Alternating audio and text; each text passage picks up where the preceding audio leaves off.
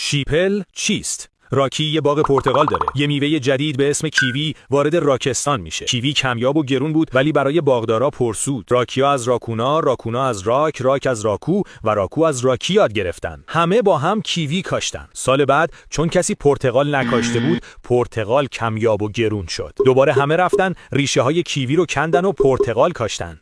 راکی رشتهش تجربیه، چون پول تو دندون پزشکی و اتاق عمله. دیگه تو راکستان مهندس و وکیل و حسابدار پیدا نمیشد. یک سال بعد دوباره همه راکونا میرن رشته ریاضی، چون الان پول تو مهندسیه.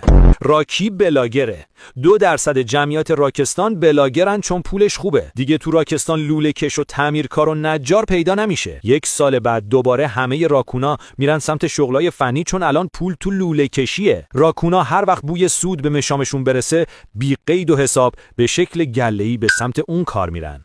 به این میگن رفتار گله‌ای.